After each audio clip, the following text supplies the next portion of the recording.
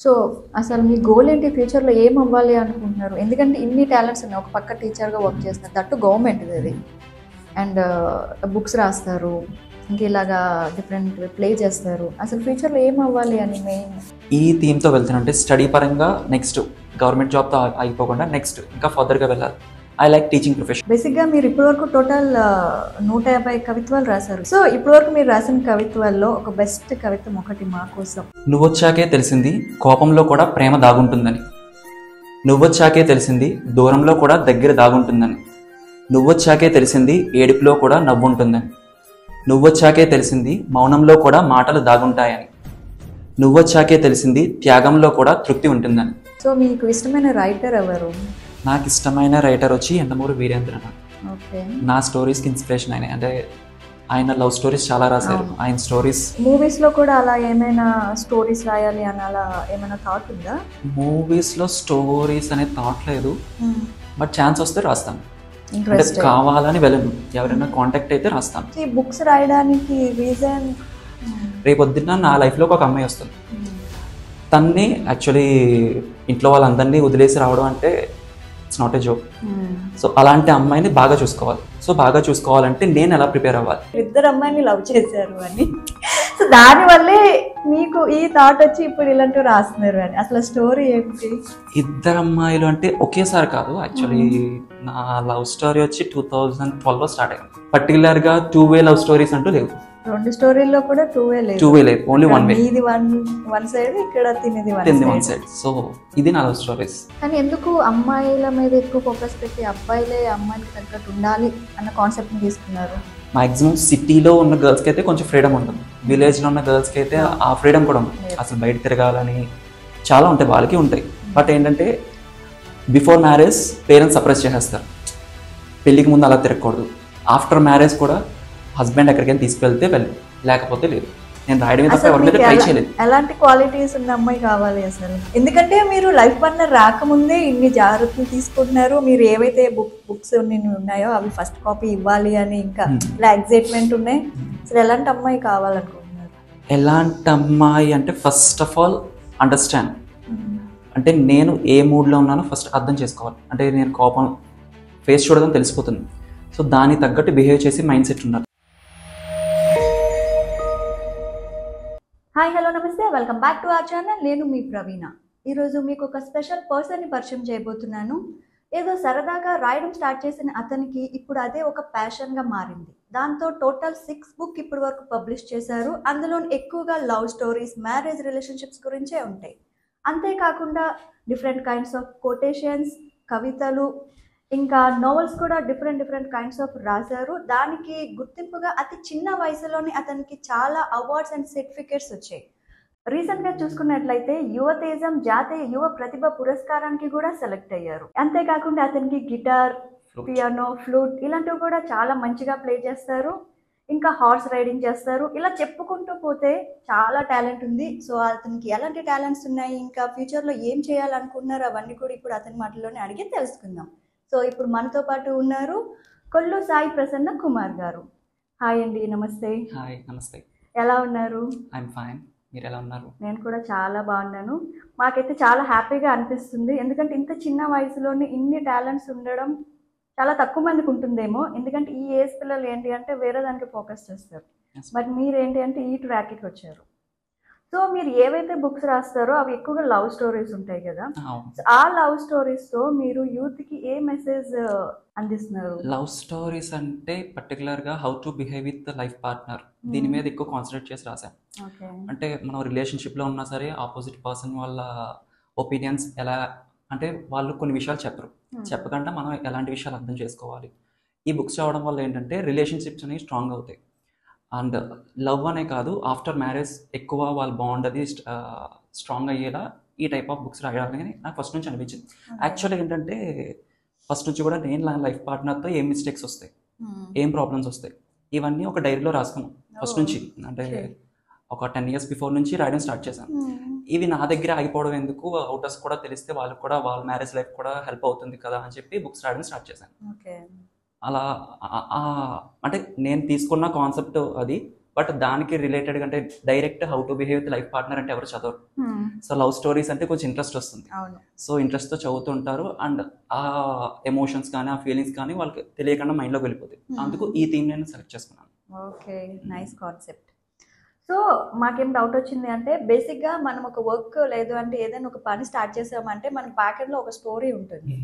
అంటే ఒక మంచి వర్క్ చేయాలన్నా ఇలా కవితలు రాసి ఇవన్నీ చేయాలి అంటే బ్యాకెండ్లో ఒక స్టోరీ ఉంటుంది. సో డౌట్తో మిమ్మల్ని సెర్చ్ చేస్తుంటే అప్పుడు ఒక విషయం తెలిసింది ఏంటంటే మీరు ఇద్దరు అమ్మాయిని లవ్ చేశారు అని. సో దానివల్లే మీకు ఈ థాట్ వచ్చి ఇప్పుడు ఇలాంటివి రాస్తున్నారు అని. అసలు స్టోరీ ఏంటి? ఇద్దరు అమ్మాయిలు అంటే ఒకేసారి కాదు, యాక్చువల్లీ నా లవ్ స్టోరీ వచ్చి 2012లో స్టార్ట్ అయింది. 2012 కాలేజ్లో తను నా కొలీగ్. ఫస్ట్ డే రాలేదు, బట్ ఫస్ట్ టైం నా తన నేమ్ విని ఓకే అన్న నేమ్స్లో ఇది కొంచెం డిఫరెంట్గా ఉంది అని కొంచెం యాంగ్జైటీ పెరిగింది. అలా తను నెక్స్ట్ డే వచ్చేస్తుంటే మేబీ ఆ యాంగ్జైటీ ఆగిపోతుంది. నెక్స్ట్ డే కూడా రాలేదు. అలా చూడగా ఒక 3 days తర్వాత వచ్చింది, బట్ తను ఎవరన్నా తెలియదు నాకు. 3 days తర్వాత తను నేను చూసిన తర్వాత మేబీ అంటే తన బిహేవియర్ కాదు కానీ ఫస్ట్ తన లుక్స్ నాకు మ్యాచ్ అవుతాయి అనిపించింది. ఓకే నైస్ అమ్మాయి, ఫ్రెండ్షిప్ చేద్దాం అనుకున్నాను, బట్ అలా తెలియకుండానే ఇష్టపడ్డాను. అది వన్ సైడ్. నేను తనకి చెప్పలేదు, డైరెక్ట్గా చెప్పలేదు, ఇండైరెక్ట్గా చెప్పాను. యాక్చువల్లీ తన బర్త్డేకి వచ్చిన గిఫ్ట్ ద్వారా చెప్పాను. తనకు అర్థమైంది, బట్ ఏంటంటే అప్పటికే తనకి మ్యారేజ్ ఫిక్స్ అయిపోయింది. కాలేజ్లో జాయిన్ అయ్యేసరికి ఫిక్స్ అయిపోయింది. సో ఇంకా ఎక్కువ డిస్టర్బ్ చేయడం ఇష్టం లేక కాలేజ్ అయిపోయినట్టే ఇంకా తన గురించి ప్రెసెంట్ ఇప్పటికే కాంటాక్ట్లోనే ఉంది. Friend, as a friend. అది first love story. Second love story అంటే నేను కాదు, నన్ను చేశారు. యాక్చువల్లీ డిగ్రీలో ఉంటుంది. లవ్ స్టోరీ అంటే తను ఫస్ట్ టైం నాకు కాల్ చేసి హాయ్ ప్రసన్న గారు అని చెప్పి మాట్లాడిందంటే నాకు పర్సనల్గా తెలిసిన విషయాలు తను నాకు చెప్పడం స్టార్ట్ చేసింది. ఓకే ఎవరు తినో అని చెప్పి అలా మాట్లాడుతుంటే నేను సెకండ్ డే చెప్పింది నాకు మీరంటే ఇష్టం అని చెప్పి. బట్ ఏంటంటే అప్పటికే నేను ప్రొఫెషనల్ లైఫ్ కోసం ఎగ్జామ్స్ ప్రిపేర్ అవుతున్నాను. సో ఆ మూడ్ ఆఫ్ టెన్షన్లో నేను తను అసలు కాన్సన్ట్రేట్ చేయలేదు. అండ్ ఆ టైంలో నన్ను చాలా డిస్టర్బ్ చేసింది కూడా. అంటే కాలేజ్లో ఫ్రెండ్స్ అందరికీ చెప్పడం, వాళ్ళ ఫ్రెండ్స్కే చెప్పేసింది, నా ఫ్రెండ్స్కి చెప్పేసింది. కాలేజ్ మొత్తం నన్ను నా పేరుతో కాకుండా తన పేరుతో పిలవడం స్టార్ట్ చేశాను. సో నాకు కొంచెం ఇరిటేటింగ్గా అనిపించి ప్రిన్సిపల్కి కూడా కంప్లైంట్ చేశాను. కంప్లైంట్ చేసిన తర్వాత నుంచి ఆ తర్వాతే నాకు ఎగ్జామ్ రావడం, ప్రిపరేషన్స్కి కోచింగ్ అంటూ కాలేజ్ మానేశాను. మళ్ళీ నేను వచ్చి జాయిన్ అయ్యేసరికి తను అక్కడ లేదు, అంటే మానేసింది. అలా కట్ అయిపోయింది మేడం, వన్ సైడ్. అంటే తను ఎవరో తెలియదు, చూడలేదు, ఓన్లీ కాల్స్లో. బట్ మా ఫ్రెండ్స్ అందరూ చూశారు. కాలేజ్ మొత్తం తెలుసు, నాకు తెలియదు. అది సెకండ్ లవ్ స్టోరీ. అంతే. అంటే పర్టికులర్గా 2-way లవ్ స్టోరీస్ అంటూ లేవు. 2 స్టోరీల్లో కూడా 2-way లేదు, ఓన్లీ 1-way. ఇది వన్ సైడ్, ఇక్కడ తినేది వన్ సైడ్. సో ఇది నా లవ్ స్టోరీస్. ఓకే, అంటే 2 sides లేదు కదా. ఫస్ట్ దాంట్లో అయితే మీరు ఇష్టపడ్డారు, సెకండ్ దాంట్లో అయితే అది కూడా లేదు. సో ఈ బుక్స్ రాయడానికి రీజన్? యాక్చువల్లీ అంటే ఫస్ట్ నుంచి కూడా గర్ల్స్ బిహేవియర్ అంటే మ్యాక్సిమం నా ఫ్రెండ్స్ అందరూ గర్ల్స్ ఎక్కువ ఉంటారు. అండ్ చెప్పాలంటే నేను మా కాలేజ్లో యూనివర్సల్ బ్రదర్ మాట గర్ల్స్కి. బాయ్స్ అందరికీ యూనివర్సల్ బ్రదర్ ఇలా. బాయ్స్ అందరేమో బావ అని పిలవడం, గర్ల్స్ ఏమో అని పిలవడం. సో ఎక్కువ గర్ల్స్తో స్పెండ్ చేయడం వల్ల ఏంటంటే గర్ల్స్ యొక్క ఫీలింగ్స్, వాళ్ళు ఎలా ఉండాలనుకుంటారు, ఈ టైప్ ఆఫ్ బాగా దగ్గర నుంచి అబ్జర్వ్ చేశాను. సో అంటే కొన్ని విషయాలు వాళ్ళు మనకు చెప్పలేరు కదా. సో అలాంటి చెప్పలేని విషయాలు మనం ఎలా తెలుసుకోవాలి.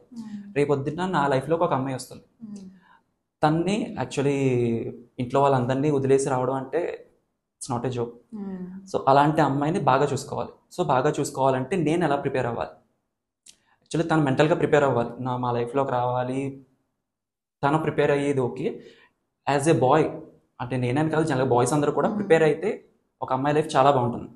అంటే తను వచ్చిన తర్వాత ఎలాంటి లైఫ్ ఇవ్వాలి, ఎలా చూసుకోవాలి. సో అమ్మాయిల దగ్గర నుంచి చూడడం వల్ల ఏంటంటే నా లైఫ్లోకి వచ్చి ఆ అమ్మాయికి ఆ ప్రాబ్లమ్స్ ఫేస్ చేయకూడదు. ఇంకా చెప్పాలి అంటే ఏదైనా హాలిడేస్ వచ్చినా సరే నా దగ్గరే ఉండడానికి ఇష్టపడాలి, అంత బాగా చూసుకోవాలి. అంటే జనరల్గా హాలిడేస్ వచ్చినా అమ్మ వాళ్ళ ఇంటికి వెళ్ళిపోవడానికి అలా ఇష్టపడతారు. సో పేరెంట్స్ని మర్చిపోయేంతలా నేను చూసుకోవాలి అనేది నా కాన్సెప్ట్. సో దీనికోసం ఏం చేయాలి అలా రీసెర్చ్ చేస్తూ అలా బుక్స్ అయ్యి స్టార్ట్ చేయడం. యాక్చువల్లీ ఈ బుక్ రాయకన్నా ముందు నా దగ్గర ఇంటి దగ్గర డైరీలో 3 డైరీస్ ఫిల్ అయిపోయి. అంటే గర్ల్స్ ఏ టైంలో ఎలా ఉంటారు, మూడ్ స్వింగ్స్ ఉంటాయి, ఏ టైంలో ఎలా బిహేవ్ చేస్తారు, ఆ టైంలో మనం ఎలా బిహేవ్ చేయాలి. దానికి ఆపోజిట్లో బిహేవ్ చేస్తే ఏంటంటే ఆ టైంలో చిన్నదన్న హర్టింగ్ కనిపిస్తుంది కదా, సో వచ్చే అమ్మాయికి ఆ చిన్న హర్టింగ్ కూడా ఇవ్వకూడదు అనే కాన్సెప్ట్ నాది. మంచి కాన్సెప్టే, కానీ ఇప్పుడు జనరేషన్ చూస్తే అమ్మాయిల మైండ్ సెట్ కూడా చాలా చేంజింగ్గా ఉంది. ఒకప్పుడు అమ్మాయిలది మైండ్ సెట్ వేరు, బట్ ఇప్పుడు అమ్మాయిలది మైండ్ సెట్ చూస్తే చాలా డిఫరెంట్గా ఉంది. చాలా. సో బాయ్స్ కూడా ఏం చెప్తారు అంటే అమ్మాయిల బట్టి మేము ఇలా చేంజ్ అయ్యామన్నట్లు ఉన్నది. మీ కాన్సెప్ట్ కరెక్టే, బట్ అది ఎంతవరకు వర్కౌట్ అవుతుంది అసలు? వర్కౌట్ అంటే యాక్చువల్లీ వాళ్ళు అడిగిన దానికి ఆపోజిట్లో మాట్లాడకూడదు. ఇప్పుడు జనరల్గా ఏదైనా ఒక వస్తువు కావాలి అంటే ఫస్ట్ నో చెప్పకూడదు, ఫస్ట్ ఓకే అనే చెప్పి తర్వాత కొంచెం కాంప్రమైజ్ చేసి స్లోగా, అంటే మనం మాట్లాడి దాన్ని బట్టి ఉంటుంది. నేను ఇలా ఫస్ట్ నుంచి ప్రిపేర్ అవ్వడానికి రీజన్ ఏంటంటే సడన్గా అప్పటికప్పుడు సిచ్యువేషన్స్ వస్తే మనం ఎలా మాట్లాడాలో తెలియదు, ఎలా బిహేవ్ చేయాలో తెలియదు, దానివల్ల ప్రాబ్లమ్స్ వస్తాయి. సో అందుకే నేను ఫస్ట్ నుంచి ప్రిపేర్ అయ్యింది ఏంటంటే ఏ టైప్ ఆఫ్ అమ్మాయి వస్తే ఎలా బిహేవ్ చేయాలి, అంటే ఈ టైప్ ఆఫ్ అమ్మాయే రావాలి, అంటే పర్టికులర్గా ఈ అమ్మాయికి ఇది అని కాకుండా ప్రతి అమ్మాయికి కూడా డిఫరెంట్ సిచ్యువేషన్స్ వస్తాయి. నేను అమ్మాయిని బేస్ చేసుకుని ప్రిపేర్ అవ్వలేదు, సిచ్యువేషన్స్ ఎలాంటి సిచ్యువేషన్స్ వస్తాయి, ఏ టైప్ ఆఫ్ అమ్మాయికి ఎలాంటి సిచ్యువేషన్స్ ఎలా బిహేవ్ చేస్తుంది, సో దానికి నేను ఎలా ప్రిపేర్ అవ్వాలి, కొంచెం పెద్ద ప్రాసెస్సే. సో అందుకు కొంచెం నాకు ఒక యావరేజ్గా ఒక 6 years పట్టింది. 6 years పట్టింది అంటే ఇలా డిఫరెంట్ మైండ్ సెట్స్ అనలైజ్ చేయడానికి. 6 years తర్వాత నేను బుక్ రాయడం స్టార్ట్ చేశాను.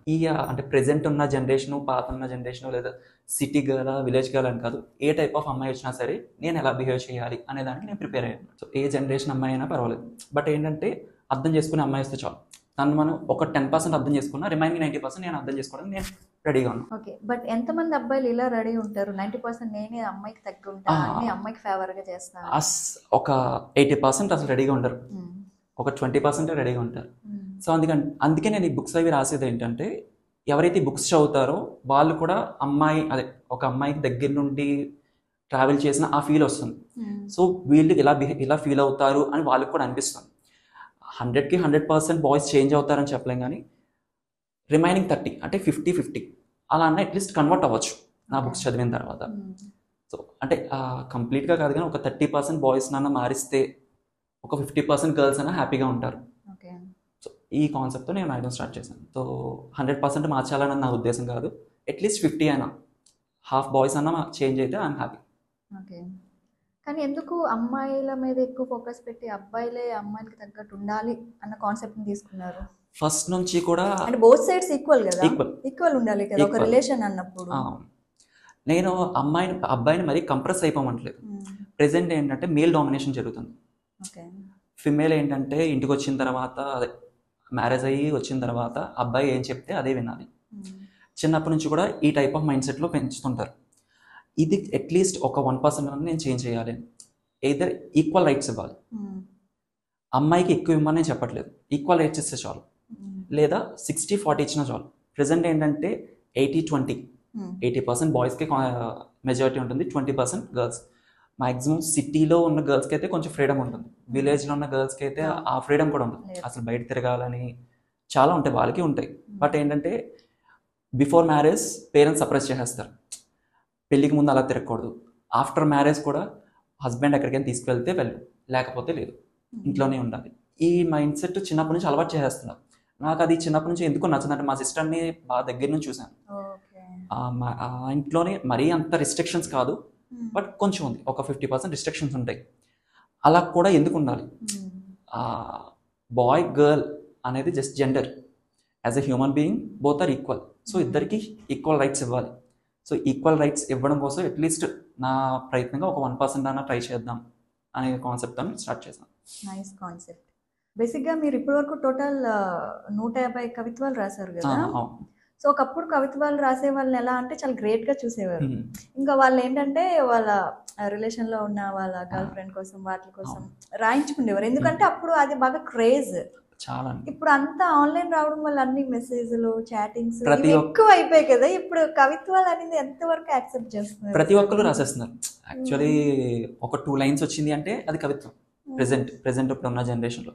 సో నేను రాసేవి ఏంటంటే గ్రేట్ అని చెప్పలేను, నేను అంటే ఈ ఫీల్డ్లోకి వచ్చిన తర్వాత ఒక్కొక్కరు నేను 150 అన్నాను, ఒక్కొక్కరు అయితే 1000, 2000, 3000 కవితలు రాసిన వాళ్ళు ఉన్నారు. సో ఈ కవితలు అనేది ఏంటంటే కొంచెం మైండ్ రిఫ్రెష్ అవ్వడం కోసం నేను రాస్తాను. అంటే పబ్లిష్ చేయాలని లేదా ఎవరో చదవాలని కాదు, కానీ ఈ 150 కూడా 150 పబ్లిష్ అవ్వలేదు. మహా అయితే ఒక 30-40 న్యూస్ పేపర్లో పబ్లిష్ అయ్యాయి. రిమైనింగ్ అన్నీ ఏంటంటే నేను అంటే ఎప్పుడైనా కొంచెం మూడ్ బాగాలేకపోయినా, కొంచెం లోగా అనిపించినా ఇవి చదువుకుని హ్యాపీ అవ్వడం కోసం రాస్తుంటాను.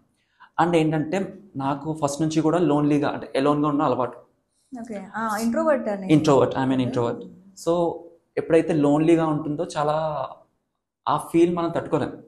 సో దాని నుంచి కొంచెం డైవర్ట్ అవ్వాలి అంటే ఏదో ఒక యావిగేషన్ ఉండాలి. ప్రెసెంట్ ఇప్పుడున్న యావిగేషన్స్ మనం ఏదో ఒక యావిగేషన్ పెట్టకపోతే రాంగ్ సైడ్ వెళ్ళిపోతాం. ఖాళీగా అయితే అసలు ఉండకూడదు. అయితే ఏదో ఒక పాజిటివ్ ఆర్ నెగిటివ్ ఏదో దగ్గర ఉంటాం. సో రాంగ్ సైడ్ వెళ్ళకుండా రైట్ సైడ్ వెళ్ళడానికి నేను కొన్ని వేస్ చూస్ చేసుకున్నాను. వాటిలో ఇది ఫస్ట్ అని కాదు, కానీ నేను రాయడం స్టార్ట్ చేసింది కరోనా దగ్గర నుంచి స్టార్ట్ చేశాను. కరోనా టైంలో అప్పుడు ఆ టైంలో నాకు చాలా లోన్లీ అనిపించింది. బయటకు వెళ్ళడానికి లేదు. మా ఇంట్లో ఏంటంటే కరోనా టైంలో చాలా రిస్ట్రిక్షన్స్, అప్పటికే ఒక 80% రిస్ట్రిక్షన్స్, కరోనా తర్వాత నుంచి 100% రిస్ట్రిక్షన్స్ అయిపోయాయి. అంటే ఏంటంటే కరోనా ఉన్న లాక్డౌన్ టైంలో మేము గేట్ దాటి బయటకు కూడా రాలేదు. అన్ని మా ఫాదర్ వెళ్ళడం తీసుకురావడం. ఒకవేళ ప్రెసెంట్ ఇప్పటికి కూడా బయటకు వెళ్ళి వస్తే బాత్ చేయకుండా, స్నానం చేయకుండా లోపల రానివ్వరు. స్నానం చేసే లోపల రావాలి. అప్పటి నుంచి ఇప్పటి వరకు అది అలవాటు అయిపోయింది. ఇప్పుడు కూడా కంటిన్యూటీలో ఉన్నాం. సో బయటకు వెళ్తే స్నానం చేసే వరకు లోపల రావాలి. రీసెంట్గా నాకు మ్యాన్ కాల్ పుట్టింది. సో తను వచ్చిన తర్వాత ఇంకొంచెం నేను అలవాటు చేసుకున్నాను. అప్పటి వరకు ఏంటంటే చెయ్యాలి తప్పదు అన్నట్టు చేశాను, కానీ నేను వచ్చిన తర్వాత ఏంటంటే తన కోసం నాకు చేయాలనిపించి నేను అప్పటి వరకు వచ్చిన వెంటనే మా ఫాదర్ చెప్పేవారు రా స్నానం చేయలేదా కాలు కడుక్కులా చెప్పేవారు. నేను వచ్చిన తర్వాత నాకు అలవాటు అయిపోయింది. సో ఈ రిస్ట్రిక్షన్స్ వల్ల ఈ కరోనా లాక్డౌన్లో ఏంటంటే చాలా లోన్లీ. ఈ లోన్లీతో ఏం చేయాలి బయటకు వెళ్ళాలంటే ఆప్షన్ లేదు. జనరల్గా బయటకు వెళ్ళాలంటే ఏదో జిమ్కి వెళ్ళి టైంపాస్ చేయొచ్చు. సో నాకు వేరే ఆప్షన్ లేక అలా సరదాగా మైండ్లో అనిపించినవి రాయడం స్టార్ట్ చేశాను. నేను స్టార్ట్ చేసినప్పుడు జస్ట్ 2 లైన్స్ కోట్స్ రాయడం స్టార్ట్ చేశాను. దగ్గర 2 లైన్స్ కోట్స్ వచ్చి ఒక 3000 రాశాను. ఇవి ఎక్కడ పబ్లిష్ చేయలేదు, జస్ట్ రాయడం, ఇన్స్టాగ్రామ్లో పోస్ట్ చేయడం. ఇలా పోస్ట్ చేస్తుంటే ఏంటంటే కృష్ణా డిస్ట్రిక్ట్ అమ్మాయి పోలగాని భాను తేజశ్రీ అని తను చూసి అనియా రాయడం నీ రైటింగ్ కాన్సెప్ట్ చాలా బాగుంది, ఆ స్టైల్ బాగుంది. అంటే కవితలు రాసేవాళ్ళు ఏదో పోయట్స్కి అర్థమయ్యేలా రాస్తారు, అంటే జనరల్ పీపుల్కి అర్థం అవ్వవు కొన్ని మాటలు. నేను రాసి కవితలు ఏంటంటే ఎవరు చదివినా అర్థం అవుతాయి. అంటే డైలీ వాళ్ళు యూజ్ చేసి ఆ వర్డ్స్ యూజ్ చేసే వాడు. సో నీ రైటింగ్ స్టైల్ చాలా బాగుంది. సో చిన్నవి కాదు కొంచెం పెద్దవి రాయి, నాకు తెలిసిన కాంటాక్ట్స్ ఉన్నాయి, జస్ట్ పోస్ట్ చేద్దాం న్యూస్ పేపర్లో కానీ ఎక్కడైనా పోస్ట్ చేద్దాం అని చెప్పి తను అడిగితే నేను అలా రాయడం స్టార్ట్ చేశాను. సో న్యూస్ పేపర్ కాంటాక్ట్స్ అవి తనే ఇచ్చి దాని తర్వాత ఒక 1 ఇయర్ ఒక 2-3 మంత్స్ అలా జస్ట్ న్యూస్ పేపర్స్ రాయడం స్టార్ట్ చేశాను. ఓన్లీ న్యూస్ పేపర్స్ రాస్తా, న్యూస్ పేపర్ అక్కడితో అయిపోతుంది. నాకు మెమరీ లేదు, ఇలా రాసినట్టు నాకు మెమరీస్ లేవు అని చెప్పి ఇవన్నీ ఒక బుక్ కింద ప్రింట్ చేయాలి అని నాకు అనిపించింది. So I start searching in Instagram, ఎవరైనా బుక్ పబ్లిషర్స్ ఉన్నారా. ఇలా సెర్చ్ చేస్తే రాజస్థాన్లో ఒక పబ్లిషర్, ప్రెసెంట్ అప్పటికి నాకు బడ్జెట్ లేదు, అప్పటికి నాకు జాబ్ లేదు. ఆ పబ్లిషర్ కొంచెం లో కాస్ట్లో పబ్లిష్ చేస్తా అన్నారు. బట్ ఏంటంటే ప్రింట్ ఆన్ డిమాండ్, ఎవరైనా ఆన్లైన్లో ఆర్డర్ పెడితేనే ప్రింట్ చేస్తారు, అప్పటి వరకు జస్ట్ ఆన్లైన్లోనే ఉంటుంది. సో అలా నా ఫస్ట్ బుక్ 2020లో ప్రింట్ చేశాను. నా first book only quotes, just 2 line quotes ఉంటాయి, అన్నీ కూడా లవ్కి సంబంధించినవి. అంటే నేను ఫస్ట్ నుంచి కూడా ఈ అమ్మాయి ఈ మైండ్ సెట్ ఉండడం వల్ల, ఇవే ఆలోచిస్తూ ఉండడం వల్ల నాకు ఎక్కువ లవ్ కోట్స్ వస్తాయి. సో లవ్ కోట్స్ అంటే కొంచెం డెప్త్గా రాస్తాను, నార్మల్గా రాస్తుంటాం బట్ అంత డెప్త్ నార్మల్ వాటికి ఉంది. సో అలా నా ఫస్ట్ బుక్ వచ్చి లవ్ కోట్స్ మీద రాశాను. రాసిన తర్వాత రెస్పాన్స్ అయితే చాలా బాగా వచ్చింది. అంటే మా ఫ్రెండ్స్ కానీ నా బుక్ని ప్రెసెంట్ ఇప్పటికి కూడా ఏంటంటే ఎవరికైనా ప్రపోజ్ చేయాలి అంటే ఓపెన్ చేసి ఏదో ఒకటి వాడుతుంటారు. వాళ్ళ బ్యాడ్ లక్ ఏంటంటే వాళ్ళు ప్రపోజ్ చేసిన అమ్మాయి కూడా నా బుక్ చదివేసి ఉంటుంది, అలా నా బుక్లో చూసి కాపీ చేస్తాను నువ్వు, అలా దొరికిపోతున్నారు అనమాట. అలా అంటే వీళ్ళకి యూజ్ అవ్వలేదు, వాళ్ళకి యూజ్ అయింది. బాగుంది. సో ఇప్పటి వరకు మీరు రాసిన కవిత్వాల్లో ఒక బెస్ట్ కవిత్వం ఒకటి మా కోసం. కవిత్వం షార్ట్గా చెప్పాలా పెద్ద లాంగ్ చెప్పమంటారా? ఏదైనా బెస్ట్ది మీకు ఇప్పటి వరకు, అంటే చాలా మంది చదివిన వాటిలో మీకు అంటారు కదా ఇది చాలా బాగుంది, మీకు ఏదైనా బెస్ట్ కానీ? నువ్వొచ్చాకే తెలిసింది కోపంలో కూడా ప్రేమ దాగుంటుందని, నువ్వొచ్చాకే తెలిసింది దూరంలో కూడా దగ్గర దాగుంటుందని, నువ్వొచ్చాకే తెలిసింది ఏడుపులో కూడా నవ్వుంటుందని, నువ్వొచ్చాకే తెలిసింది మౌనంలో కూడా మాటలు దాగుంటాయని, నువ్వొచ్చాకే తెలిసింది త్యాగంలో కూడా తృప్తి ఉంటుందని. నువ్వొచ్చాకే తెలిసింది బాధలో కూడా బాధ్యత ఉంటుందని. నువ్వొచ్చాకే తెలిసింది ఆరాటంలో కూడా ఆత్మీయత ఉంటుందని. నువ్వొచ్చాకే తెలిసింది కలహంలో కూడా కుంటితనం ఉంటుందని. నువ్వొచ్చాకే తెలిసింది అమావాస్యలో కూడా వెన్నెల వెలుగు ఉంటుందని. నువ్వొచ్చాకే తెలిసింది ఎడారిలో కూడా నీటి జాడలు ఉంటాయని. నువ్వొచ్చాకే తెలిసింది నా పయనానికి గమ్యం ఉందని. నువ్వొచ్చాకే తెలిసింది నా జీవితానికి ఒక అర్థం ఉందని. నువ్వొచ్చాకే తెలిసింది కలలు కూడా కళ్ళ ముందు కదలాడతాయని. నువ్వొచ్చాకే తెలిసింది నేనంటే నువ్వని. నైస్, బాగుంది. ఇంప్రెస్ అయిపోతారేమో కదా ఇలా కవితలు చెప్తుంటే అమ్మాయిలు బాగా. బట్ నేను ట్రై చేయలేదు. అంటే నా మైండ్ సెట్కి ప్రజెంట్ ఇప్పటివరకు ఏంటంటే ఈ అమ్మాయి నా లైఫ్లోకి వస్తే బాగుండు అని నాకు ఎవరు అనిపించలేదు. నేను రాయడమే తప్ప ఎవరి మీద ట్రై చేయలేదు. ఎలాంటి క్వాలిటీస్ ఉన్న అమ్మాయి కావాలి అసలు? ఎందుకంటే మీరు లైఫ్ పార్ట్నర్ రాకముందే ఇన్ని జాగ్రత్తలు తీసుకుంటున్నారు. మీరు ఏవైతే బుక్స్ ఉన్నాయో అవి ఫస్ట్ కాపీ ఇవ్వాలి అని ఇంకా ఇలా ఎగ్జైట్మెంట్ ఉన్నాయి. అసలు ఎలాంటి అమ్మాయి కావాలనుకుంటున్నారు? ఎలాంటి అమ్మాయి అంటే ఫస్ట్ ఆఫ్ ఆల్ అండర్స్టాండ్. అంటే నేను ఏ మూడ్లో ఉన్నానో ఫస్ట్ అర్థం చేసుకోవాలి. అంటే నేను కోపం ఫేస్ చూడదని తెలిసిపోతుంది. సో దానికి తగ్గట్టు బిహేవ్ చేసి మైండ్ సెట్ ఉండాలి. అండ్ ఆమె ఐ లవ్ టు ట్రావెల్, ఎక్కువ తిరగడం. కొంతమందికి అమ్మాయిలకి ఏంటంటే ఫస్ట్ నుంచి ఇంటిలో సప్రెస్ చేయడం వల్ల ఇంట్లో ఉండడం ఇష్టం. నాకు అలా కాదు, బయట ఎక్కువ తిరగడానికి ఇష్టపడాలి. అండ్ కొంతమంది ఏంటంటే సర్ప్రైజ్లు కానీ ఇలాంటి సర్ప్రైజెస్ ఇచ్చినా సరే కొంతమందికి నచ్చవు, కొంతమంది చాలా ఇష్టం. అలాంటి చాలా ఇష్టం ఉన్న అమ్మాయి కావాలి. ఓవరాల్ ఏంటంటే నేను ఏం చేసినంటే నా కంపెనీ తను ఎంజాయ్ చేయాలి, తన కంపెనీ నాకు ఎంజాయ్మెంట్గా ఉండాలి. అంటే ఏంటంటే ఆఫ్టర్ మ్యారేజ్ ఒక 2 years తర్వాత లైఫ్ పార్ట్నర్ మీద ఆ ఇష్టం తగ్గిపోతుందని, ఆ ఎఫెక్షన్ తగ్గిపోతుందని అని అంటుంటారు. నాకు ఎక్స్పీరియన్స్ లేదు. నా కాన్సెప్ట్ ఏంటంటే ఒక అమ్మాయి అంటే అప్ టు 2 years వరకు ఉన్న లవ్ ఎండింగ్ వరకు ఎందుకు ఉండదు. అంటే ఒక అమ్మాయి జస్ట్ ఆ అమ్మాయి మన పక్కన ఉంటే చాలు, పక్కన ఉంటే ఆ ఫీల్ ఉండాలి. అలాంటి ఫీల్ ఎప్పుడైతే మనం ఫస్ట్ టైం వచ్చిన వెంటనే అనిపించిందో ఆ ఫీల్ లైఫ్ లాంగ్ ఉంటుంది. అంటే లుక్స్ చూసి కానీ లేదా బిహేవియర్ చూసి కానీ, లుక్స్ చూసి కనుక ఇష్టపడితే జస్ట్ ఒక 2 years తర్వాత లుక్స్ మారిపోతాయి. ఎవరు బాయ్ అలా ఉండరు, గర్ల్ అలా ఉండరు, లుక్స్ మారిపోతాయి. సో లుక్స్ చూసి ఇష్టపడితే ఏంటంటే ఆ లుక్స్ మారిన వెంటనే ఇష్టం తగ్గుతుంది. లుక్స్ కాదు, లుక్స్ నెక్స్ట్ బిహేవియర్, తన మనతో ఉండే ఆ బాండింగ్ అనేది పర్ఫెక్ట్గా నా మైండ్ సెట్కి, నా ఆలోచనలకి. కొంతమంది ఇప్పుడు ఫర్ ఎగ్జాంపుల్ నాకు మ్యూజిక్ చాలా ఇష్టం, ఆ మ్యూజిక్ ఇష్టం ఉన్న అమ్మాయి ఉండాలి. మా పేరెంట్స్ మ్యూజిక్ అసలు ఇష్టం ఉండదు. జనరల్గా ఏదైనా ప్లే చేసినా సరే నేను సెపరేట్గా వేరే రూమ్లోకి వెళ్ళిపోయి ప్లే చేస్తాను. కొంతమందికి నచ్చవు. సో నా ఇంట్రెస్ట్, నా హాబీస్ ఇవన్నీ ఇష్టపడే అమ్మాయి కావాలి. సో ఇలా ఉంటే నా లైఫ్ అంతా హ్యాపీగా ఉంటుంది అన్న ఒపీనియన్. ఆల్ ద బెస్ట్, అలాంటి అమ్మాయి దొరకాలి అది. Thank you so much. ఇంకా అంటే మూవీస్లో కూడా అలా ఏమైనా స్టోరీస్ రాయాలి అని అలా ఏమైనా థాట్ ఉందా? మూవీస్లో స్టోరీస్ అనే థాట్ లేదు, బట్ ఛాన్స్ వస్తే రాస్తాను.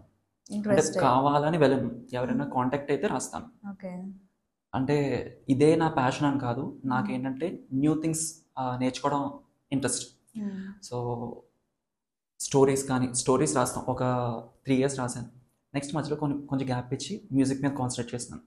మ్యూజిక్ ఈ ఫీల్డ్ మీద నాకు గ్రిప్ వచ్చింది అన్న తర్వాత వేరే ఫీల్డ్కి వెళ్తాను. సో ఎక్కువ ఫీల్డ్స్ నా లైఫ్లో, అదే లైఫ్ టైంలో ఎక్కువ ఫీల్డ్స్ కవర్ చేయాలి, ఎక్కువ కాన్సెప్ట్ నేర్చుకోవాలి, ఎక్కువ వాటి మీద నాలెడ్జ్ కావాలి. ఇది నాకు ఈ టైప్ నాకు ఇష్టం. అంటే ఇప్పుడు మూవీస్కి రాయాలి అంటే ఇంక దాని మీదే స్టిక్ అయిపోవాలి, ఎక్కువ టైం స్పెండ్ చేయాలి. ఏమైనా ఆపర్చునిటీ వచ్చి నా యొక్క నెసెసిటీ వస్తే రాస్తాను తప్ప కావాలని నేను మూవీస్కి రాస్తాను అనే కాన్సెప్ట్ అయితే లేదు. ఓకే, మీరు గవర్నమెంట్ టీచర్ కదా, సో అది చేస్తూ ఇప్పుడు ఇన్ని టాలెంట్స్ ఉన్నాయి అంటే మీరు ఒకటే చేయరు, డిఫరెంట్ కైండ్స్ ఆఫ్ చేస్తారు, మీకు రాని కూడా నేర్చుకుని చేస్తారు. సో వీటన్నిటిలో ఎలా మేనేజ్ చేస్తారు అసలు? మేనేజ్ అంటే టైం మేనేజ్మెంట్ మనం చేసుకోవడం బట్టి ఉంటుంది. ఇప్పుడు కొంతమంది ఏంటంటే స్కూల్లో ఉన్నప్పుడు కొన్ని వర్క్స్ పెండింగ్ పెట్టేసుకుంటారు. ఇప్పుడు ఫర్ ఎగ్జాంపుల్ మాకు డిఫరెంట్ రికార్డ్స్ ఉంటాయి, ఏ రోజుకి ఆ రోజు రాసేసుకుంటే జస్ట్ 10 minutes అయిపోతుంది. ఏంటంటే 10 minutes కోసం కొంచెం బద్ధకం ఇచ్చి ఒక 1 week వదిలేస్తారు. 1 week అవగానే అది పెద్ద బర్డెన్ అవుతుంది. సో ఈ కరెక్ట్ మేనేజ్మెంట్, కరెక్ట్గా టైం మేనేజ్ చేసుకుంటే చాలా టైం సేవ్ అవుతుంది. యాక్చువల్లీ నేను ఇంటికి వచ్చేసరికి 4 అవుతుంది. 4 తర్వాత ఈ వర్క్స్ అన్ని చేసుకునేసరికి 5. After 5 I'm free. సో ఎవరికైనా పిల్లలకి ట్యూషన్స్ చెప్పడం కానీ, ట్యూషన్స్ అంటే మ్యూజిక్ క్లాసెస్, రెగ్యులర్ ట్యూషన్స్ అంటే లాంగ్ అయిపోతుంది మా స్కూల్కి హౌస్కి లాంగ్. సో స్టూడెంట్స్ రావడం కష్టం. సో మ్యూజిక్ క్లాసెస్ కానీ, వాళ్ళకి ఒకరికి మ్యూజిక్ క్లాస్ చెప్తున్నాము అంటే అది నాకు ప్రాక్టీస్ కింద ఉంటుంది. సో పర్టికులర్గా మీరు నేర్చుకున్నారు ఆల్రెడీ గిటార్ ఇవన్నీ కూడా, లేదు అంటే మీ ఓన్ కదా? గిటార్ అంటే దానికి ఒక పెద్ద స్టోరీ ఉంది. ఫస్ట్ ఆఫ్ ఆల్ గిటార్ నేర్చుకుందామని చెప్పి క్లాస్కి వెళ్ళాను, మ్యూజిక్ క్లాస్కి వెళ్ళాను. ఒక 3 days వెళ్ళాను. 3 days తర్వాత దసరా హాలిడేస్ వచ్చాయి. దసరా హాలిడేస్కి నేను ఉండను అని చెప్పి సార్కి చెప్పాను. సో ఆఫ్టర్ దసరా హాలిడేస్ నేను వస్తాను సార్ అని చెప్పి ఫీజు పే చేశాను. ఫీజు పే చేసి దసరా హాలిడేస్ తర్వాత ఒక 1 month వెళ్ళలేదు. నాకు వేరే ప్రాబ్లమ్స్ వచ్చి వెళ్ళలేదు. సో నేను కట్టిన ఫీజు ఇంకా అలాగే ఉంటుంది. సో నెక్స్ట్ మంత్ జాయిన్ అవ్వచ్చు. వెళ్ళి అడిగిన తర్వాత నాకు తెలియని కాన్సెప్ట్ ఏంటంటే ఆయనకి మతిమరుపు అంట. నేను ఫోన్పే చేయలేదు, జస్ట్ క్యాష్ ఇచ్చాను. సో ఆయన ఏంటంటే ఎవరు నువ్వు అన్నారు వచ్చిన తర్వాత. పర్సన్ కూడా మర్చిపోయారు. సో ఆయన మీద కోపంతో ఇంక ఎక్కడొక్కడ జాయిన్ అవ్వలేదు, గిటార్ క్లాసెస్కి ఎక్కడ జాయిన్ అవ్వలేదు. అప్పటికే ఏంటంటే ఒక 2 days వెళ్ళడంతో జస్ట్ ఎలా ఏమేమి ఎక్సర్సైజ్ ఉంటాయి అన్నది పక్క వాళ్ళు చేస్తుంటారు కదా, అవి చూశాను. అబ్జర్వ్ అంటే దేని తర్వాత ఏంటి అనేది నేను నోట్ చేసుకుని యూట్యూబ్లో క్లాసెస్ ఉంటాయి. అండ్ పర్టికులర్గా ప్రతి ఛానల్లో కూడా కంప్లీట్ క్లాసెస్ పెట్టరు. ఒక 30 classes ఉంటే ఒక ఛానల్ వాళ్ళు ఫస్ట్ క్లాస్ పెడతారు, సెకండ్ క్లాస్ స్కిప్ చేసేస్తారు. కంటిన్యూ క్లాసెస్ చెప్తే ఏంటంటే వాళ్ళు కోచింగ్కి ఎవరు రారు కదా. నేనేంటంటే ఒక 5 channels ఫాలో అయ్యాను. ఫస్ట్ క్లాస్ ఒక ఛానల్లో చూసాం, సెకండ్ క్లాస్ ఇంకో ఛానల్లో దొరుకుతుంది. అలా నాకు 30 క్లాసెస్ ఆన్లైన్లో దొరికేసాయి. సో త్రూ యూట్యూబ్ చూసి నేను ప్రాక్టీస్ చేయడం స్టార్ట్ చేసి ఒక 2 months కొంచెం స్ట్రగుల్ అయ్యాను. 2 months తర్వాత సాంగ్స్ రావడం స్టార్ట్ అయ్యాను, చిన్న సాంగ్స్ కానీ. ప్రెజెంట్ ఏంటంటే ఏ సాంగ్ అయినా సరే నోట్స్ ఉంటే నేను ప్లే చేసేస్తాను. ఇయర్ ట్రైనింగ్ అనేది ఏంటంటే, ఇయర్ ట్రైనింగ్ అనే కాన్సెప్ట్ ఉంటుంది. సో మ్యూజిక్ విని మనం ప్లే చేయడం, దానికి త్రూ టీచర్ ఎదురుగుండా ఉంటే కానీ రాదు. సో నేను క్లాసెస్కి వెళ్ళకపోవడం వల్ల ఇయర్ ట్రైనింగ్ నాకు రాదు. ఇలా యూట్యూబ్ చూసి గిటార్ నేర్చుకుని దగ్గర ఒక 1 year అవుతుంది. 1 yearలో ఒక 150 songs నేర్చుకున్నాను. అన్నీ కూడా నోట్స్ ఉంటాయి, నోట్స్ ఎదురుగుండా పెట్టి ప్లే చేసేస్తాను. సో ఆఫ్టర్ దట్ గిటార్ ఒకదానికే స్టిక్ అయిపోవడం ఎందుకు, మిగిలి కూడా నేర్చుకోవచ్చు కదా అని అనిపించి I open keyboard classes open చేస్తే సేమ్ మ్యూజిక్ కాన్సెప్ట్ అంతా ఒకటే. గిటార్కి ఏమైతే నోట్స్ ఉన్నాయో కీబోర్డ్ కూడా సేమ్ నోట్స్ ఉన్నాయి. సో ఇందులో ప్లే చేసిన సాంగ్ ఇందులో ప్లే చేయాలన్నా సేమ్ నోట్స్ వస్తాయి. సో జస్ట్ బేసిక్ ఎక్సర్సైజెస్ యూట్యూబ్లో చూసి గిటార్ది కీబోర్డ్కి అప్లై చేశాను. వచ్చేసింది, సాంగ్ వచ్చింది. సో ఎప్పుడైతే ఫస్ట్ సాంగ్ వచ్చిందో నాకు కీబోర్డ్ వస్తుంది అనే ఒక నమ్మకం వచ్చింది. రావడంతో నేను ఐ బై మై కీబోర్డ్ తీసుకొని I started practice up to 2 months. ఒక 2 months ప్రాక్టీస్ చేశాను. Present I'm okay. కీబోర్డ్లో వచ్చి డిఫరెంట్ 2 concepts ఉంటాయి, background music, lyrical music. Through teacher ద్వారా నేర్చుకోలేదు కాబట్టి అయితే బ్యాక్గ్రౌండ్ మ్యూజిక్ ప్లే చేస్తాం, లేదా లిరికల్ మ్యూజిక్ ప్లే చేస్తాం. 2 కలిపి ప్లే, ఆ కోఆర్డినేషన్ నాకు రాదు. సో నోట్స్ ఉంటే ఏ సాంగ్ అయినా ప్లే చేసేస్తాను కీబోర్డ్లో. So after 3 months keyboard guitar ఎక్కడికి కావాలంటే అక్కడ తీసుకెళ్ళడానికి పనిచేయదు. సో ఎవరికైనా చూపించాలన్నా, ఎవరి దగ్గర ప్లే చేయాలన్నా చిన్న ఇన్స్ట్రుమెంట్ ఉంటే బాగుంటుంది కదా అని చెప్పి ఐ సెర్చ్ ఇన్ యూట్యూబ్. చూస్తే నాకు తగ్గట్టు ఉన్న ఇన్స్ట్రుమెంట్ ఫ్లూట్. ఫ్లూట్ కొనడానికి కానీ నేర్చుకోవడానికి కానీ కీబోర్డు గిటారు వచ్చిన వాళ్ళకి ఫ్లూట్ కొంచెం easy. So I started practising flute. ఒక 2 months ప్రాక్టీస్ చేశాను. 2 monthsకి ఫ్లూట్ మీద గ్రిప్ వచ్చింది. సో ప్రెజెంట్ ఈ 3 instruments వచ్చాయి. వైలిన్ స్టార్ట్ చేశాను. వైలిన్ నేర్చుకుందామని చెప్పి వైలిన్ తీసుకున్నాను, సెకండ్స్లో తీసుకున్నాను. బట్ ఏంటంటే అది త్రూ టీచర్ ఉండాలి, టీచర్ లేకుండా నేర్చుకోలేదు. నాకు అర్థమైందంటే ఒక 1 month ప్రాక్టీస్ చేశాను, వర్కౌట్ అవ్వలేదు. సో టీచర్ ద్వారా అంటే కొంచెం ఫీజు అది ఎక్కువ ఉంది. Violin it's a costly instrument. So at present ఈ ఉన్న అదర్ అకేషన్స్కి అంత ఫీజు పెట్టలేనని చెప్పి నేను తీసుకున్న వైలిన్ అమ్మేశాను, OLXలో అమ్మేసి ప్రెజెంట్ ఈ 3 వాటి మీద ఉన్నాను. ఫ్యూచర్లో నెక్స్ట్ ఇయర్ ప్లాన్ చేద్దాం అనుకుంటున్నాను. నెక్స్ట్ ఇయర్ వైలిన్ కానీ లేకపోతే ప్యాడ్స్ కానీ. సో ఒక్కొక్క ఇయర్ ఒక్కొక్క నేర్చుకుంటున్నాను. బేసిక్గా కొన్ని వీటికి ఎలా అంటే ఎంకరేజ్మెంట్ చాలా తక్కువ ఉంటుంది. మనం ఇది చేస్తున్నాము అని కొంతమంది చెప్పినప్పుడు పుష్ చేసే వాళ్ళకన్నా బ్యాక్ పుల్ చేసే వాళ్ళు ఎక్కువ ఉంటారు. ఎక్కువ ఉంటాయి. సో ఇలా కవిత్వాలు రాస్తున్నాను, కొటేషన్స్ రాస్తున్నాను, ఇలా లవ్ స్టోరీస్ రాస్తున్నా అన్నప్పుడు నాకు తెలిసి మీరు స్టార్టింగ్ స్టేజ్లో కొన్ని ఏమైనా నెగిటివిటీ ఫేస్ చేసే ఉంటారు కదా, అలా ఏమైనా అయిందా? నెగిటివిటీ అంటే యాక్చువల్లీ నేను రాస్తున్నట్టు ఎవరికి తెలియదు. ఇన్స్టాగ్రామ్ ఫాలోవర్స్ తప్ప నేను ఇలాగ కొటేషన్స్ రాస్తాను, లవ్ స్టోరీస్ రాస్తాను, ఈవెన్ మా పేరెంట్స్ కూడా తెలియదు. నేను ఫస్ట్ బుక్ ప్రింట్ చేసిన తర్వాత కూడా నేను ఎవరికి చెప్పలేదు, ఓన్లీ ఫ్రెండ్స్కి తప్ప రిలేటివ్స్కి ఎవరికి తెలియదు. మా పేరెంట్స్ ఏంటంటే వెనక్కి లాగరు, ఎంకరేజ్ చేయరు. మన ఇష్టం, చేసుకోవాలంటే చేసుకోవచ్చు, బట్ సపోర్ట్ ఇవ్వరు. సపోర్ట్ ఏంటంటే స్టడీస్ పరంగా చాలా సపోర్ట్ ఇస్తారు. అదర్ అలిగేషన్స్కి ఏంటంటే టైం వేస్ట్ అవుతుంది అనే కాన్సెప్ట్ వాళ్ళది. సో వాళ్ళని అపోజ్ చేయడం నాకు ఇష్టం లేక వాళ్ళకి తెలియకుండా ఇవన్నీ నేర్చుకున్నాను. సో బుక్ ప్రెజెంట్ నేను 6 బుక్స్ ప్రెజెంట్ అయితే చూపించాను, ఇంట్లో చూపించాను, బుక్స్ చూపించాను. నైస్. హ్యాపీగా ఫీల్ అయ్యారు మీరు ఎప్పుడైనా? లేదు అంటే ఫ్యూచర్ అసలు ఏమవుతుంది అన్న ఒక టెన్షన్ ఏమైనా? నైస్ ఈ ఒక్క వర్డ్ వచ్చింది, ఇంకేం రాలేదు. నైస్ అని వచ్చింది. ఓకే, వచ్చింది అంటే పాజిటివిటీ అనుకోవాలి. ఓకే. సో ప్రెజెంట్ ఇంకో బుక్ రాస్తాను అంటే సపోర్ట్ చేయరు, తెలియకుండా రాసేయాలంతే, తెలియకుండా రాసేసి చూపించాలి అంతే. కొన్ని ఎలా అంటే మనం చేస్తున్నప్పుడు భయపడతారు కానీ మనం ఒక స్టేజ్కి వచ్చిన తర్వాత అప్పుడు ఒక బిలీవ్ వస్తుంది. సో ఆ బిలీవ్ని మీరు ఇప్పుడు ఫామ్ చేసిన తర్వాత మీరు ప్రూవ్ చేస్తారనమాట ఏంటి అని. అంటే నేను ఇది చేస్తాను అని చెప్పేదానికన్నా చేసి చూపించిన తర్వాత చెప్తే బెటర్. సో మీకు ఇష్టమైన రైటర్ ఎవరు? నాకు ఇష్టమైన రైటర్ వచ్చి యండమూరి వీరేంద్రనాథ్. ఓకే. నా స్టోరీస్కి ఇన్స్పిరేషన్ ఆయన. అంటే ఆయన లవ్ స్టోరీస్ చాలా రాశారు. ఆయన స్టోరీస్ చాలా బాగుంటుంది అసలు. అప్పుడు యూత్ అందరికి చాలా అట్రాక్ట్ అయ్యేది. నా ఫేవరెట్ రైటర్ వచ్చి యండమూరి వీరేంద్రనాథ్. మ్యాక్సిమం లైబ్రరీకి వెళ్ళినా సరే ఆ బ్లాక్కి వెళ్ళిపోతాను. రిమైనింగ్ కూడా జస్ట్ అప్పుడప్పుడు చూస్తాను తప్ప ఎక్కువ నేను చదివేది యండమూరి వీరేంద్రనాథ్ బుక్స్ చదువుతాను. అంటే నేను రాస్తున్న బుక్స్కి బాగా హెల్ప్ అవుతాయి ఆయన రాసినవి. ప్రెజెంట్ అప్కమింగ్ రైటర్స్ చాలా మంది ఉన్నారు, ఒక్కొక్కటి చదవడం స్టార్ట్ చేశాను. సో అసలు మీ గోల్ ఏంటి? ఫ్యూచర్లో ఏం అవ్వాలి అనుకుంటున్నారు? ఎందుకంటే ఇన్ని టాలెంట్స్ ఉన్నాయి, ఒక పక్క టీచర్గా వర్క్ చేస్తున్నారు, దట్టు గవర్నమెంట్ది అది, అండ్ బుక్స్ రాస్తారు, ఇంక ఇలాగా డిఫరెంట్ ప్లే చేస్తారు. అసలు ఫ్యూచర్లో ఏం అవ్వాలి అని మెయిన్? ఫ్యూచర్లో అంటే పర్టికులర్గా ఇది అవ్వాలి అని ఫిక్స్ అవ్వలేదు, కానీ ఎక్కువ కాన్సెప్ట్స్ నా లైఫ్లో ఎక్కువ కాన్సెప్ట్స్ నేర్చుకోవాలి, ఎక్కువ డిఫరెంట్ కాన్సెప్ట్స్ మీద మనకు నాలెడ్జ్ ఉండాలి.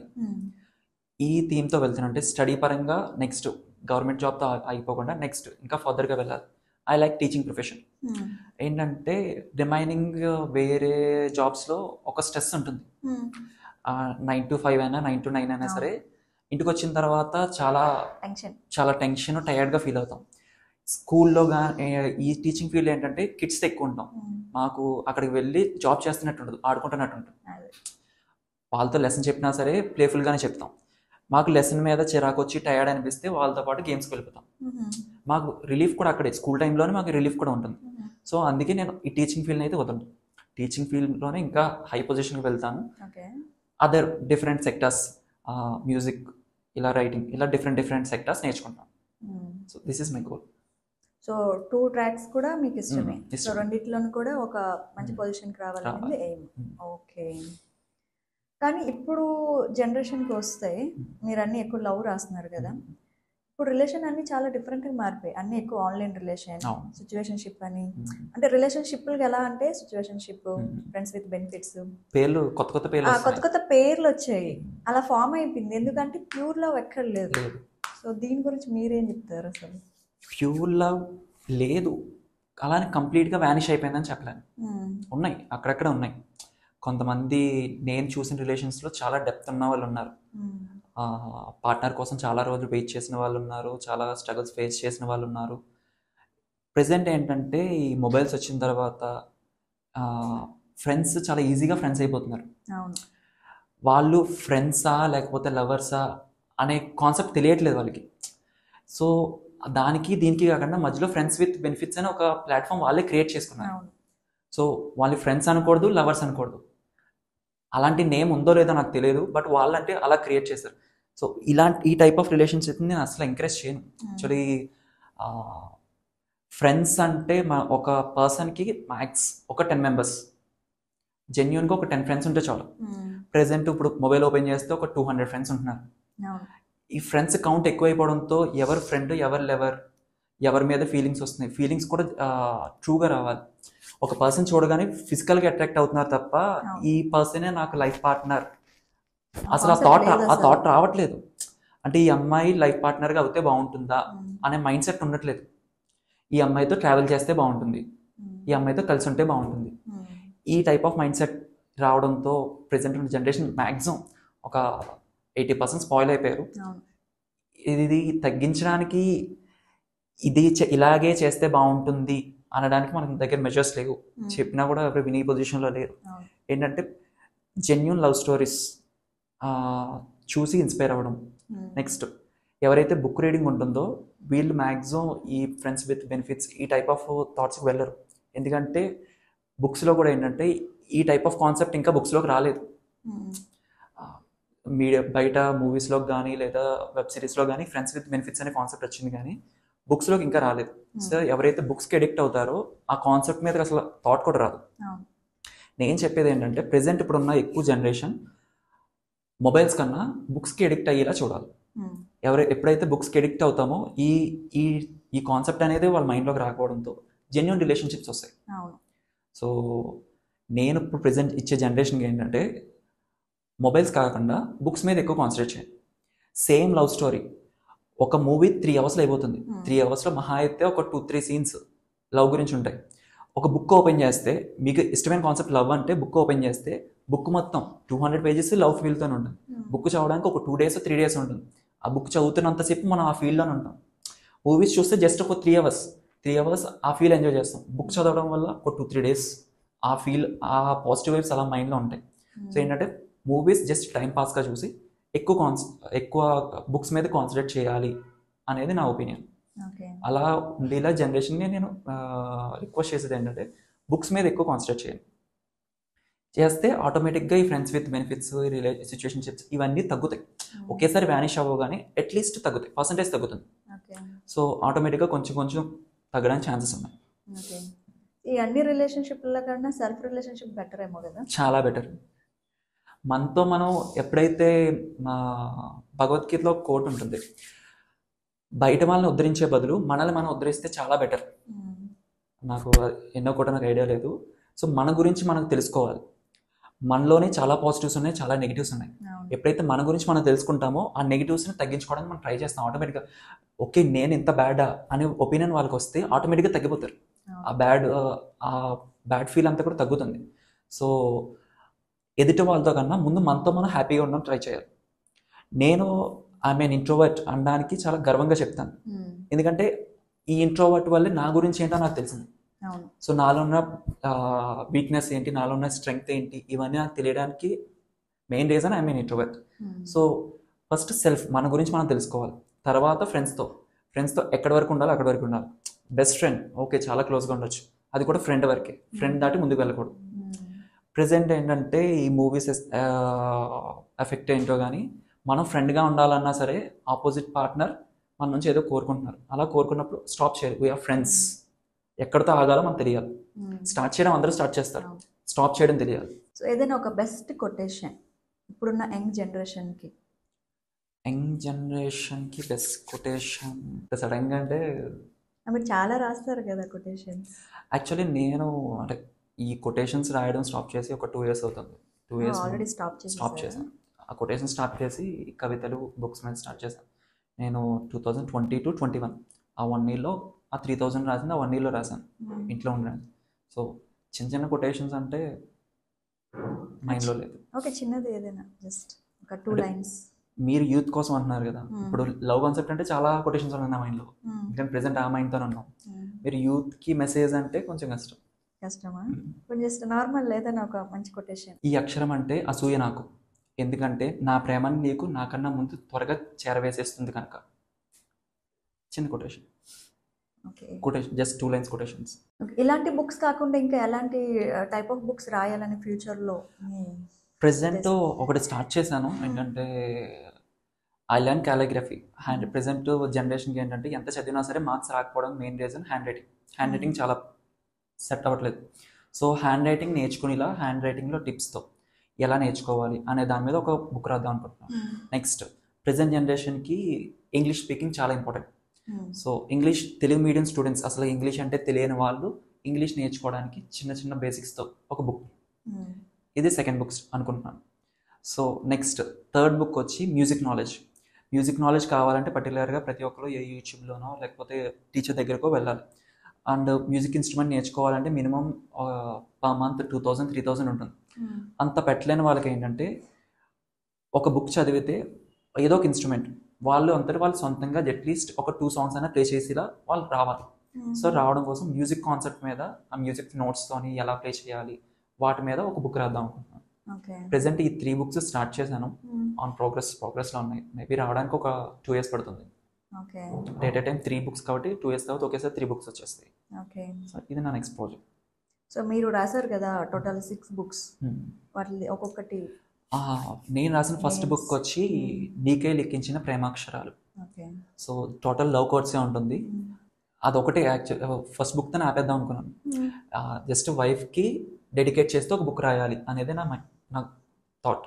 సో ఇది నాకు చాలా బెటర్ అనిపించి రాసిన బుక్ మీద కూడా dedicated to my future wife అని ప్రింట్ చేయించేసాను.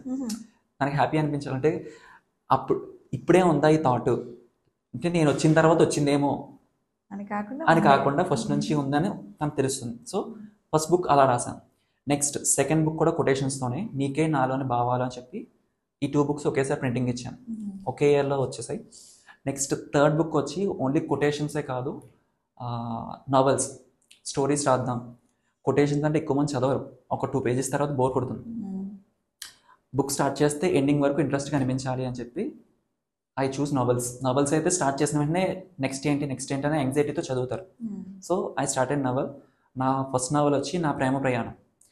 ఈ బుక్లో ఆల్మోస్ట్ 50 pages. బుక్ వచ్చి టోటల్ 100 pages ఉంటుంది. 50 pages నా లైఫ్ స్టోరీ. ఇందాక చెప్పాను కదా లవ్ స్టోరీస్, ఆ స్టోరీస్ ఉంటాయి. రిమైనింగ్ 50 ఏంటంటే నా లైఫ్లో ఇలా జరుగుంటే బాగుండు, మీ ఇమాజినేషన్తో నెక్స్ట్ రాశాను. నెక్స్ట్ థర్డ్ బుక్ వచ్చి వేస్ టు అన్రావెల్ అని ఇంగ్లీష్లో రాశాను. ఇదేంటంటే అన్ని వైఫ్ అండ్ హస్బెండ్ కోసం. ఆఫ్టర్ మ్యారేజ్ ఏంటంటే చాలా గొడవలు వస్తాయి. ఎలాంటి సిచ్యువేషన్స్లో గొడవ వస్తుంది, అలాంటి సిచ్యువేషన్లో లైఫ్ పార్ట్నర్ ఎలా అర్థం చేసుకోవాలి, ఎలా మూవ్ ఆన్ అవ్వాలి. గొడవ అంటే అమ్మాయి గొడవ పెడితే అబ్బాయి ఎలా మూవ్ ఆన్ అవ్వాలి, అబ్బాయి గొడవ పెడితే అమ్మాయి ఎలా మూవ్ ఆన్ అవ్వాలి. నెక్స్ట్ వాళ్ళిద్దరి మధ్య బాండింగ్ తక్కువ ఉంటుంది. మ్యారేజ్ అయిన తర్వాత వర్క్ టెన్షన్స్తో హస్బెండ్, ఇంట్లో వర్క్స్తో బాండింగ్ తగ్గిపోతుంది. సో బాండింగ్ పెరగాలి, వాళ్ళిద్దరి మధ్య అటాచ్మెంట్ పెరగాలి అంటే ఏం చేయాలి, ఎలాంటి మాటలు మాట్లాడాలి, తనకి ఎలాంటి పనులు చేస్తే ఈ బాండింగ్ పెరుగుతుంది, ఈ కాన్సెప్ట్ మీద వేస్ టు అన్రావెల్ అని ఒక బుక్ రాశాను. నెక్స్ట్ దీని తర్వాత ఏంటంటే కవితలు రాస్తున్నాను. కవితలు జస్ట్ ఇలా పేపర్ మీద అయితే నాకు మెమరీ ఉండలేదని చెప్పి కవితలన్నీ కూడా ఒక బుక్ ప్రింట్ చేయించాను. సో ఆ బుక్ వచ్చి ప్రసన్నాక్షరాలు. దానికి టైటిల్ వచ్చి భాను తేజశ్రీ, తనే టైటిల్ పెట్టింది. ఏ టైటిల్ పెడితే బాగుంటుందంటే తనే సజెస్ట్ చేసింది. నెక్స్ట్ వచ్చి నా ప్రేమ ప్రయాణం పార్ట్ 1 నవల్ ఉంది కదా, దానికి పార్ట్ 2 రాశాను. అంటే పార్ట్ 1 చాలా బాగుంది, నెక్స్ట్ కూడా రాయి అని చెప్పి ఫ్రెండ్స్ అందరూ చాలా మంది అడిగారు. సో దానికి పార్ట్ 2 రాశాను. సో పార్ట్ 2 వచ్చి అతడు ఆమె. ఇవి 6 బుక్స్. Next 3 books. ఈ 3 బుక్స్ తర్వాత నెక్స్ట్ రాస్తానా లేదా అన్నది తెలియదు. అంటే ఆ నెక్స్ట్ నా ప్రోగ్రామ్ ఏంటన్నా తెలియదు. నెక్స్ట్ ఇయర్ ఏం చేయాలి అనేది క్లారిటీ ఉంటుంది తప్ప ఆ తర్వాత ఇదే చేస్తాను అని నేను ఫిక్స్ అవ్వను. 1 year తర్వాత మేబీ ఇది నాకు నచ్చపోయి వేరే కాన్సెప్ట్ వేరే దానికి జంప్ అవ్వచ్చు. సో ఈ 3 బుక్స్ అయితే కంపల్సరీ కంప్లీట్ చేస్తాను. 3 బుక్స్ తర్వాత రాస్తానా లేదా ఆ టైంకి వేరే జంప్ అవ్వడానికి న్యూ సెక్టర్ దొరికితే జంప్ అవుతాను, దొరకపోతే కంటిన్యూ అవుతాను. ఇప్పుడు మ్యూజిక్ అనే కాన్సెప్ట్ నాకు దొరికింది కాబట్టి నోవెల్స్ పక్కన పెట్టాను. ఈ మ్యూజిక్ అనే కాన్సెప్ట్ నా మైండ్లో లేకపోతే మేబీ ఇంకా బుక్స్ రాస్తుంటాను. సో ఫ్యూచర్లో బుక్స్ రాస్తానా అంటే చెప్పలేను. ఒక 3 బుక్స్ అయితే కంపల్సరీ రాస్తాను. ఆఫ్టర్ దట్ కానీ ఒక జర్నీ స్టార్ట్ చేసిన తర్వాత మిడిల్ అది ఎంతవరకు మిడిల్ అని కాదు. ఇప్పుడు మనకున్న లైఫ్ స్పాన్ చాలా తక్కువ. ఇప్పుడు ఓన్లీ స్టోరీస్ మీదే పెట్టాలి అంటే ఎండ్ అంటూ ఉండదు. ఇప్పుడు ఒక 20 yearsకి స్టార్ట్ చేసాం. ఈ సెక్టర్ అంటే ఈ పోయిటరీ సెక్టార్కి ఎండింగ్ 40 yearsకి ఎండింగ్ వస్తుందా అంటే మనం చెప్పలేం. 60 yearsకి ఎండింగ్ వస్తుందా అంటే మనం చెప్పలేం. ఒకే కాన్సెప్ట్ మీద ఉండిపోతే మిగిలిన నాలెడ్జ్ రాదు మనకి. సో అందుకే ఒకే కాన్సెప్ట్ని ఫుల్ఫిల్ నేను నేర్చుకోవడం అంటే మధ్యలో వదిలేయడం కాదు, ఆ కాన్సెప్ట్ మీద నాకు కంప్లీట్ గ్రిప్ రావాలి, అందులో నా బెస్ట్ అనిపించుకోవాలి. వన్స్ అందులో బెస్ట్ అనిపించుకుంటే వేరే సెక్టర్కి వెళ్తాను. బెస్ట్ అనిపించుకునేంత వరకు ఆ సెక్టర్ మీద ఉంటాను. అట్లీస్ట్ 2 years అయినా 10 years అయినా అదే కాన్సెప్ట్ మీద ఉంటాను. ఇప్పుడు నాకు మ్యూజిక్ 2 yearsలో మ్యూజిక్ వచ్చింది కాబట్టి వేరే కాన్సెప్ట్కి వెళ్తున్నాను. రాకపోతే మేబీ ఇంకా నేను అదే ప్రే చేస్తుంటాను. బుక్స్, ఇప్పుడు నేను బుక్స్ రాసిన తర్వాత పాజిటివ్ రెస్పాన్స్ వచ్చింది, ఐఎమ్ హ్యాపీ కాబట్టి వేరే సెక్టార్ మూవ్ అయ్యాను. రాసిన తర్వాత నీ బుక్స్ బాగాలేదు, ఇంకా మా అంటే బాగున్నావు, ఇలాంటి సజెషన్స్ ఎక్కువ వస్తే మేబీ దాని మీద ఎక్కువ వర్కౌట్ చేసి ఇంకా డెవలప్ అవుతాం.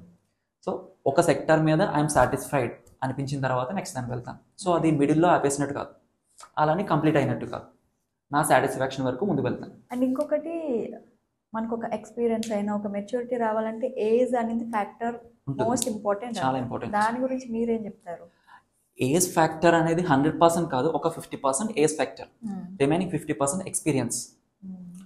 ఇప్పుడు ఫర్ ఎగ్జాంపుల్ ఒక 10th క్లాస్ స్టూడెంట్ 18 yearsకే ఎగ్జామ్ రాయాలని రూల్ లేదు, వాడుకున్న నాలెడ్జ్ బట్టి 14 కూడా రాయొచ్చు. అలాగా అంటే 20 yearsకే ఇది ఉండాలి, 30 yearsకి ఇది ఉండాలి అని ఫిక్స్ అయితే కాదు. మనం ఫేస్ చేసిన ప్రాబ్లమ్స్ కానీ మనం ఫేస్ చేసిన ఎక్స్పీరియన్సెస్ బట్టి మనం అందులో డెప్త్ వెళ్తాం. సో ఈ సెక్టార్కి ఇదే ఏజ్ అని ఫిక్స్ అనే దాన్ని మాత్రం నేను యాక్సెప్ట్ చేయను. ఎవరు ఏ ఏజ్లో ఏదైనా చేయొచ్చు. ఇప్పుడు నేను మ్యూజిక్ నేను ఈ ఏజ్లో నేర్చుకున్నాను. మా స్టూడెంట్స్ ఉన్నారు, ఫస్ట్ క్లాస్ స్టూడెంట్ నాకన్నా బాగా ప్లే చేస్తాడు ఫ్లూట్, వాడిని చూస్తే ఎంత ఉంటాడు. సో అక్కడ ఏజ్ ఫ్యాక్టర్ అక్కడ అయ్యిందా అంటే నో, వాడి ఏజ్కి చాలా ఎక్కువ, బట్ హీ సక్సీడెడ్. సో మనం ఏంటంటే ఎక్కువ ఎఫర్ట్ పెట్టాం, మనం పెట్టిన ఎఫర్ట్ మనకున్న ఎక్స్పీరియన్స్ బట్టి ఏ పని ఏ ఏజ్లో అయినా చేయొచ్చు. అంతే, దట్స్ కరెక్ట్. అంతే, అంటే చాలా మంది ఏంటంటే ఏజ్ బట్టి అన్నీ వస్తాయి అంటారు. అన్నీ రావు, కొంచెం వస్తుంది, కొంతవరకు వస్తుంది. ఇప్పుడు నేను బుక్స్ రాసిన తర్వాత కొన్ని బుక్స్ రాయాలి అంటే కొన్ని ఫేస్ చేయాలి. ఇప్పుడు ఈ waste to unravel life partner గురించి ఎలా రాసావు అంటే నేను ఫేస్ చేయలేదు, చుట్టుపక్కల నా ఫ్రెండ్స్ కానీ నా ఫ్యామిలీ మెంబర్స్ కానీ వాళ్ళు ఫేస్ చేసిన దగ్గర నుంచి చూసినవి రీసెర్చ్ చేసి దాని మీద రాశాను. మేబీ నాకు తెలియని పాయింట్స్ ఇంకా ఉండొచ్చు, మధ్యలో ఉన్న గొడవలు అన్నాను, నాకు తెలిసిన గొడవలు రాశాను, నాకు తెలియని గొడవలు ఇంకా ఉండొచ్చు. ఆఫ్టర్ మ్యారేజ్ అయిన తర్వాత నేను ఎక్స్పీరియన్స్ చేసిన దాన్ని బట్టి వేస్ట్ టు అన్రావెల్ పార్ట్ 2 రాస్తాను. సో కొన్ని ఎక్స్పీరియన్స్ వస్తాయి, కొన్ని మనం ఎక్స్పీరియన్స్ చేయాలి, కొన్ని ఏజ్తో వస్తాయి. కరెక్ట్.